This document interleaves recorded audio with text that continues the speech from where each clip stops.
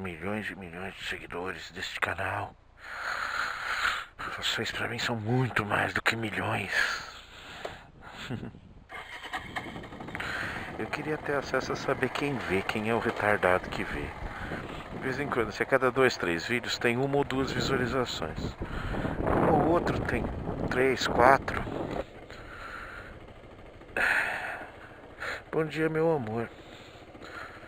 Até mais tarde. Amo você, amo seu filho, amo nossa família. Seguindo o meio da semana chegando, quarta-feira, dia 8 de novembro. Amanhã será aniversário da... Não é da minha mulher, né?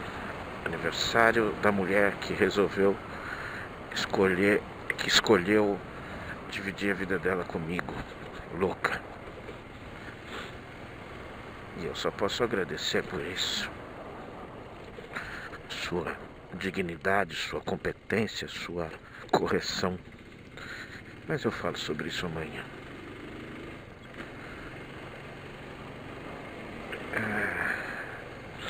Friozinho que não vai embora. Tá tendo assim uma aberturinha de um quase calor aí todo dia, mas manhã e tarde chata, com geladinho. Ah, tá chato, tá chato. Ei, tia, mas tá atrapalhada aí, tia? Não peguei nenhum assunto.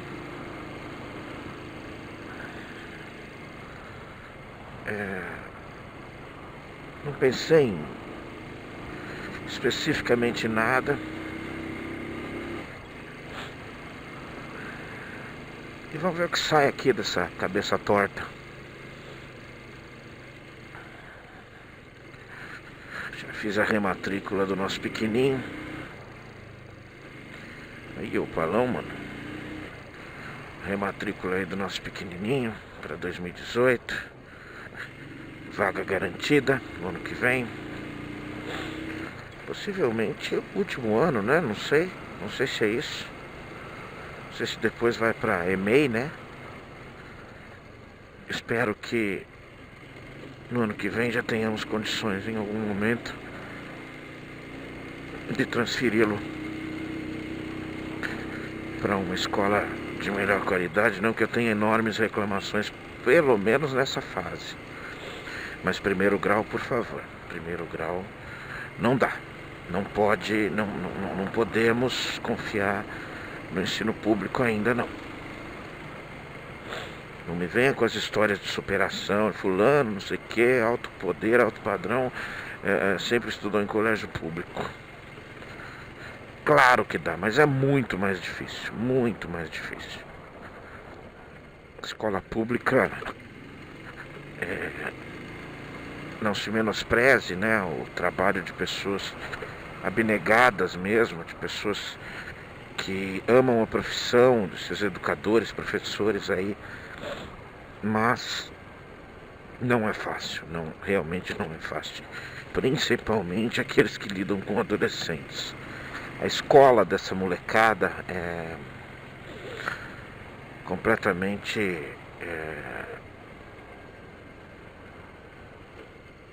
fora de um padrão que a gente pode analisar aqui.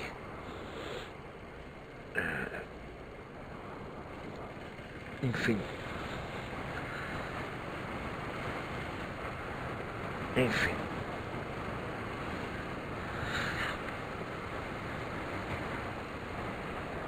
Eu tava conversando com a patroa, agora há pouco, sobre uma matéria que eu assisti e depois eu até compartilhei. E lamentamos que o nosso nível de discussão esteja tão longe de exemplos desse tipo. E tem que ser nos nórdicos, né? Seguinte, existe uma coisa que acontece que é um medo atual dos países bem desenvolvidos, aqueles países que alcançaram um patamar de conforto relativo, aonde principalmente seus habitantes não passam necessidades.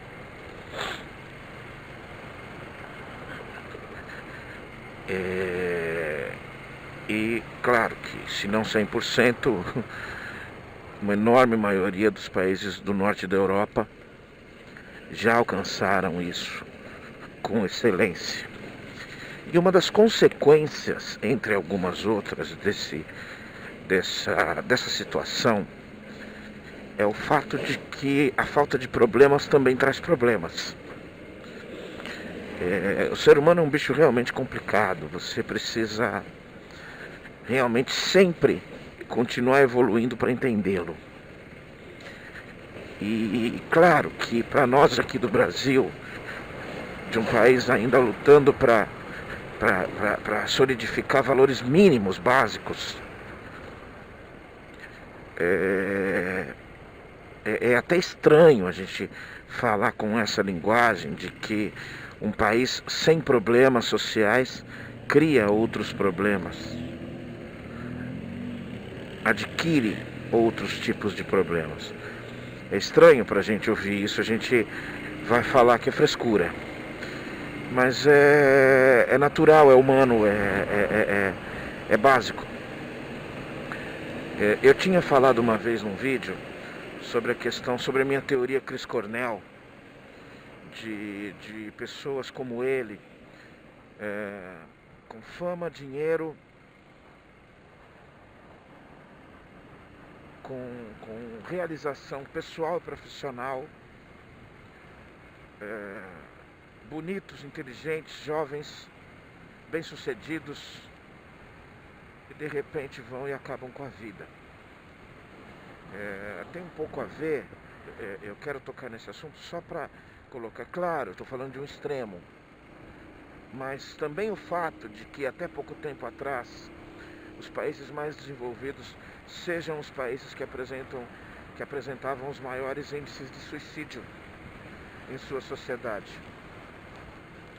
A vazieza existencial pode ser um assunto a ser tratado, mas existe. É igual você brincar que depressão é uma frescura. Depressão existe, depressão faz muito mal às pessoas. Se é um problema moderno ou se foi descoberto nos últimos tempos, não tem importância. O que se sabe é que existe e pronto. Então o que eu estou colocando é que talvez seja uma generalização, esse tipo de problema acontecer, talvez seja apenas uma generalização, uma massificação dessa não é minha, né? Dessa teoria que eu resolvi chamar de Chris Cornell, lamentando sempre, porque o quanto eu gostava desse cara. Assisti no fim de semana um vídeo dele com o Pink Floyd, cara. Puta que pariu.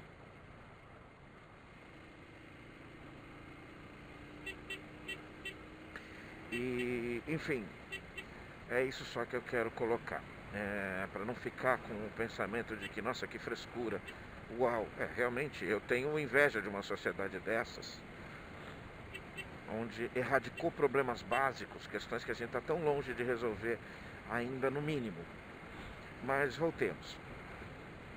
Então a Islândia, o estudo fala sobre isso, sobre o caso específico da Islândia. A Islândia, há 10 anos atrás, ainda era, já com o seu completo conforto, quase que completo conforto garantido a todos os seus cidadãos, apresentava um problema que preocupava fortemente, que é o problema do envolvimento de jovens entre 14 e 18 anos com álcool e drogas. Álcool, drogas e cigarro. Estou falando tudo de droga, né, na verdade. Mas vamos separar porque a gente aqui gosta de colocar dessa forma, né? E percebeu-se isso, captou-se isso. E só que a diferença é que foram atrás. A diferença é que resolveram encarar o assunto de frente, o problema de frente. E principalmente, aí vai minha inveja, sem simplismo. Estudando, aprendendo com o problema e montando uma solução ajustada ao seu padrão. E qual foi a solução? começou a investir em políticas públicas que validavam o conceito de paz, de palestras, de eventos, de discussões que envolviam juntos pais e filhos. Envolviam pais e filhos juntos, e não uma palestra aos pais, uma palestra aos filhos, mas um conjunto, um programa educativo que envolvia o conjunto de pais e filhos.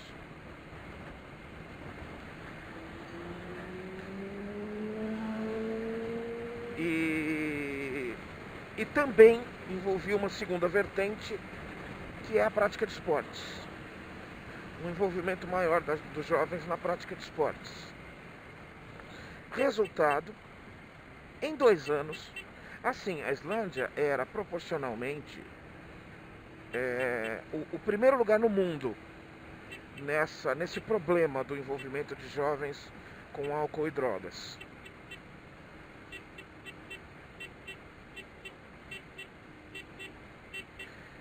Em 2 anos da aplicação desse conceito, você tinha reduzido isso e passado a ser o 5º do mundo. E em 5 anos você tinha praticamente erradicado isso com uma taxa. Você tinha uma taxa de 54% dos jovens nessa idade envolvidos em droga, e hoje você tem uma taxa de 2% de jovens nessa idade envolvidos com droga e álcool. E, na contrapartida, você tem uma evidência cabal da evolução da Islândia em esportes internacionais, da mudança de ranking.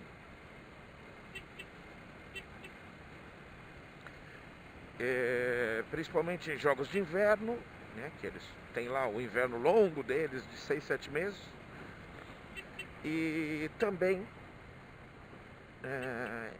enfim, um início de um processo de valorização da prática, da competitividade, da ética esportiva.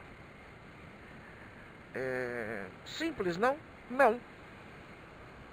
Não é simples. A questão é que não é simples. A questão é que, enquanto este lado do mundo fala sobre... vamos para um primeiro pedaço. Sobre criminalizar um jovem de 14, 15, 16 anos, porque ele é capaz de cometer crimes que adultos cometem. É claro que sim. Uma criança de 7 anos é capaz disso. A diferença é que ela tem menos noção do que ela está fazendo e da consequência do que ela está fazendo. Mas não vou aqui ficar explicando a teoria, porque eu não sou pedagogo, não sou educador. Eu apenas identifico que não é tão simples. Não é tão simples.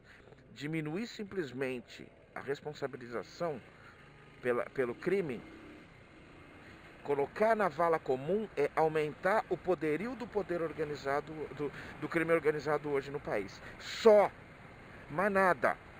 A regeneração é menor.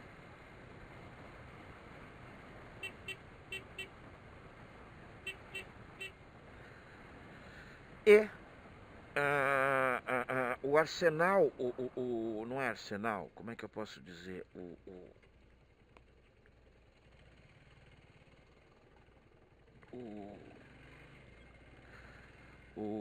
A massa de manobra do poder organizado também é mais facilmente angariada.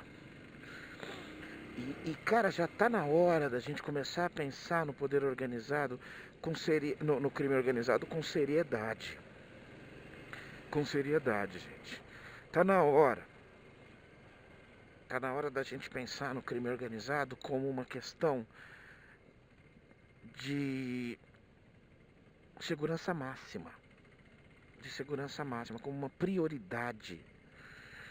Para se pensar nisso, você tem que reformular o conceito de punição criminal no Brasil.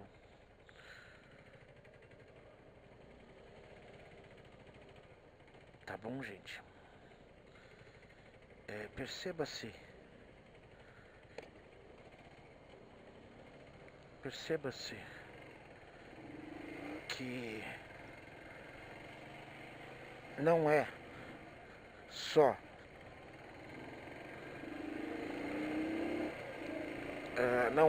prender, só tirar de circulação, só tirar de perto de você. Por favor. Sabe por quê? Porque eles voltam mais agressivos, mais armados, mais raivosos, mais vingativos.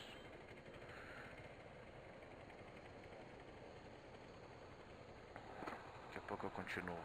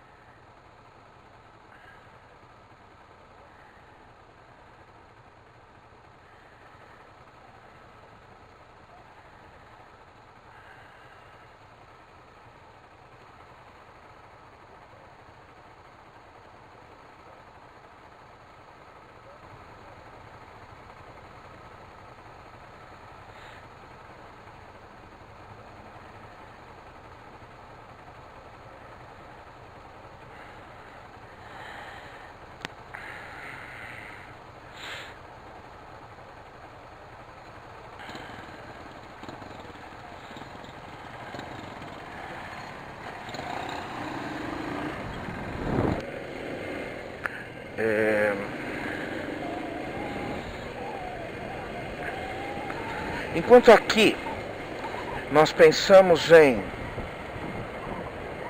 ampliar o leque da alimentação do crime organizado através da diminuição da idade para criminalização, lá fora você pensa em incluir os pais em conceitos de sociabilização, em conceitos de valorização da vida. Isso não é o pessoal dos direitos humanos. Cara, vamos parar, porque isso irrita profundamente. Se você for capaz de enxergar o seu retrovisor, ajuda um pouco, né? Isso irrita profundamente essas travas simplistas que a gente não é capaz de resolver.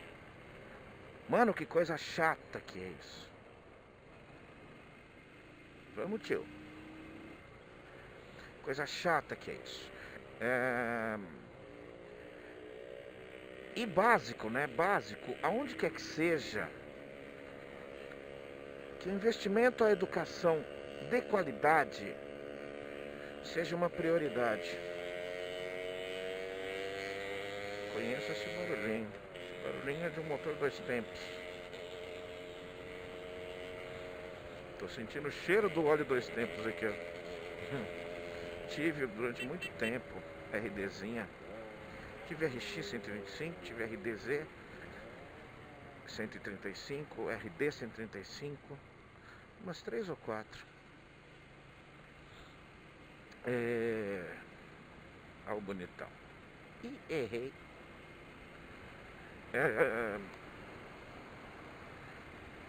Aí ontem também surgiu esse assunto. Eu tô estranhando, o trânsito tá tão sensacional,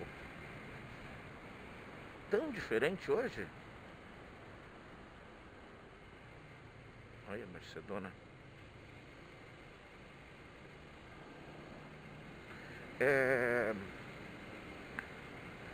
Ontem um assunto veio de novo à baila, mas eu já falei sobre isso no outro vídeo, que já tem uns meses que isso foi falado, sobre a intenção do Jair de militarizar o ensino, né, de deixar padrão de ensino militar para o ensino público brasileiro. E eu falei isso muito claramente, para não pensar na minha... você é radical, você quer tudo liberal, você quer... Cara, eu não acho que você precise só de um padrão. Essa é a questão. o conceito militar de ensino, ele influi numa... Nossa, tem um babaca aí na frente. E ele gosta de fazer barulhinho para os outros.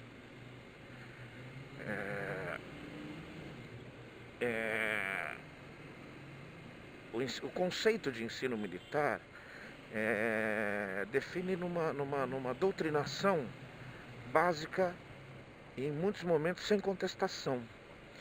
E eu não acho que toda a formação precise ter esse padrão.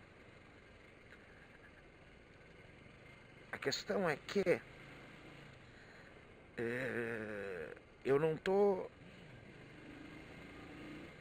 criticando em si o ensino militar, mas eu estou achando que o resultado de uma padronização de um ensino nessa... Obrigado, hein, babacão.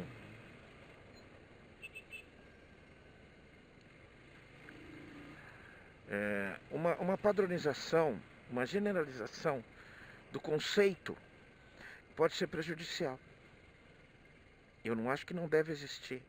Acho até que pode ser ampliado. Existem escolas militares. Acho sim, pode até ser ampliado. Mas é perigoso padronizar, porque você cria apenas um tipo. Você forma apenas um conceito.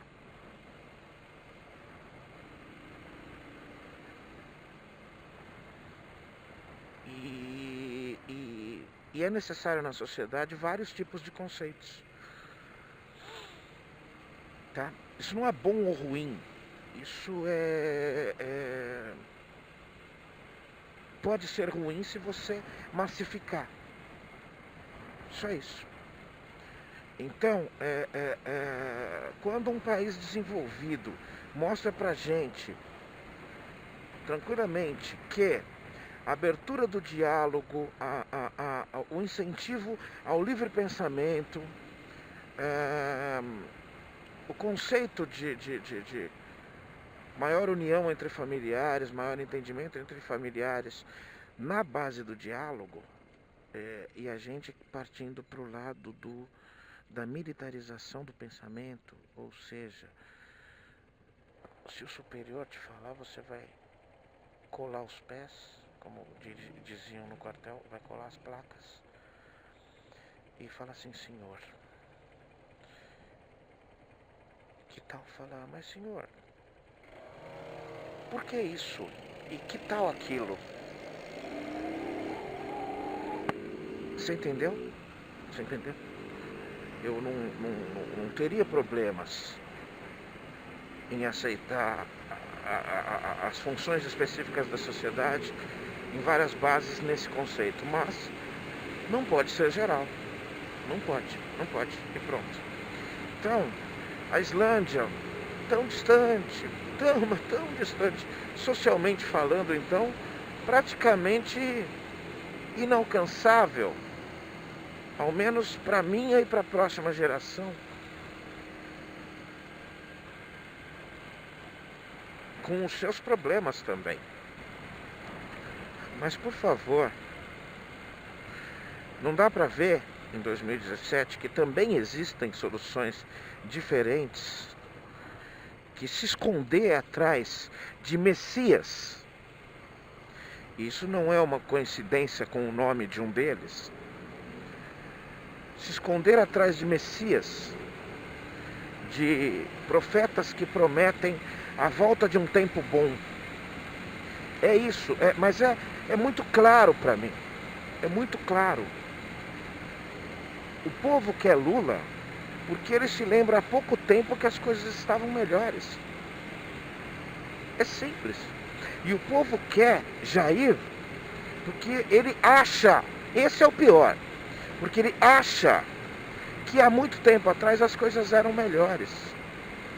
Não eram, meu amigo, num padrão geral, não eram. Elas hoje são melhores, quer você queira ou não, quer você aceite isso ou não. Você tem direito de não aceitar. Mas se você eliminar pré-conceitos e olhar a história em si, você vai entender o que eu estou falando. E em nenhum dos casos é válido. Claro que aí você abre vertentes de Luciano Huck, de João Dória, de Alckmin, de Ciro Gomes, enfim, que não sai muito da mesmice, mas o perigo mesmo é a política antiga. Quando eu falo do Lula ser um perigo na política antiga, nem é tão antiga, é a questão da associação e da conivência com o crime e com a corrupção. Igual ao que sempre existiu. E eu tenho o direito de não achar isso correto hoje. Agora, claro, está aqui registrado. Dificilmente, num segundo turno, num suposto segundo turno, com Lula e Bolsonaro, dificilmente eu não vote nele. Porque o meu medo maior é essa linha mais antiga. Embora eu tenha sérias dúvidas, seríssimas dúvidas, eu continuo com essas dúvidas, de que se eventualmente, o que eu hoje acho muito difícil, mas se eventualmente o Lula for eleito, eu tenho mesmo muitas dúvidas de que se ele realmente assumirá o poder.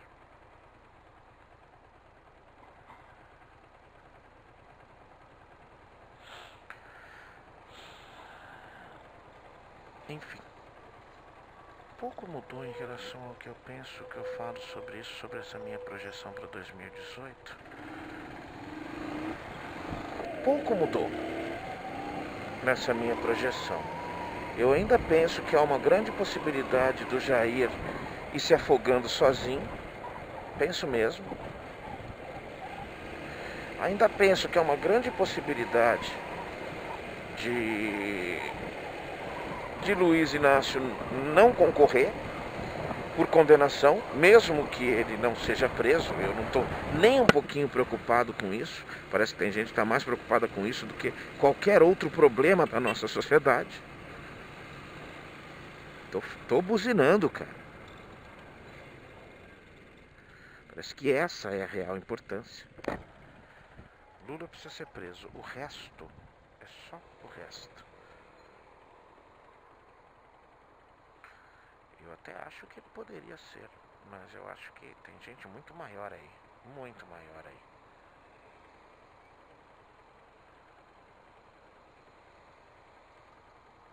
Tá. Então a gente ouve aí que Luciano Huck conversa com Joaquim Barbosa e tais e que tais. A gente vai se preocupando porque na verdade só muda a cabecinha que tá ali com a plaquinha Vote em Mim. No fundo,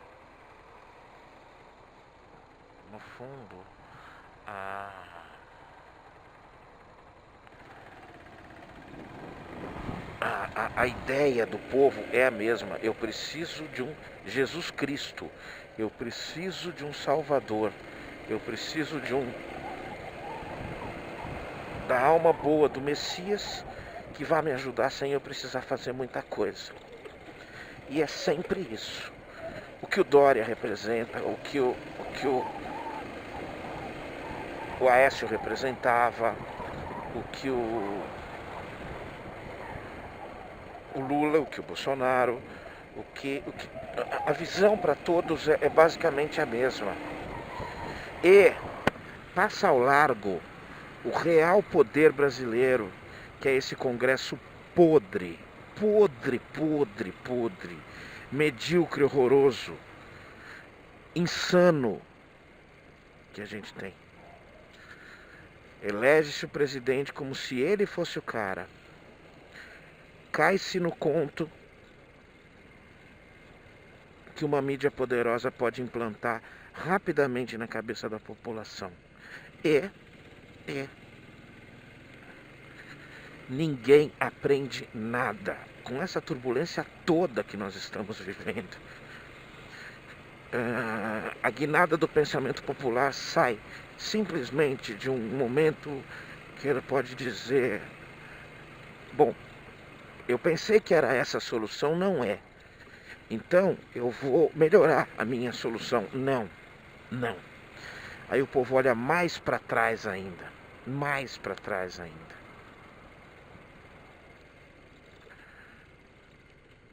E decide por soluções muito mais obscuras.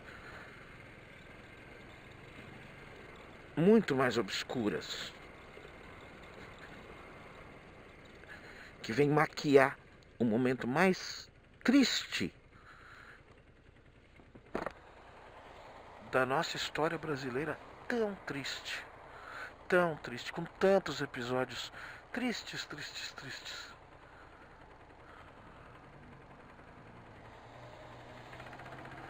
Babaca.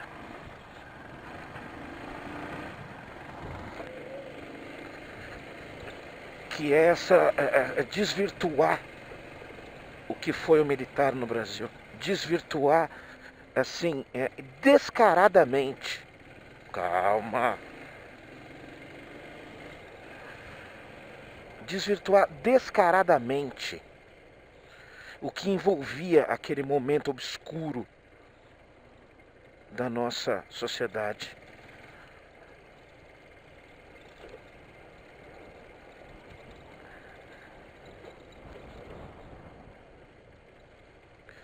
Mas enfim, eu comecei com o exemplo dos jovens, com o exemplo da Islândia e com a solução real, não simplista. E termino com esse meu lamento em relação justamente ao nosso pensamento tão errado, ao comparativo. Todos os dias o Roberval tá chegando comigo, que ele ali é meu querido colaborador do RH.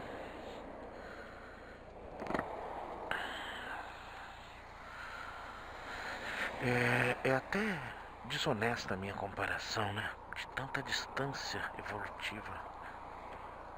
Bom dia, Robert. De tanta distância de evolução social, ética, de um lugar para o outro, né? E isso eu estou falando aqui, na capital da maior cidade da América Latina. Imagina para dentro desse país a dificuldade que eu teria para colocar essa informação. Um abraço, gente. Boa quarta-feira a todos.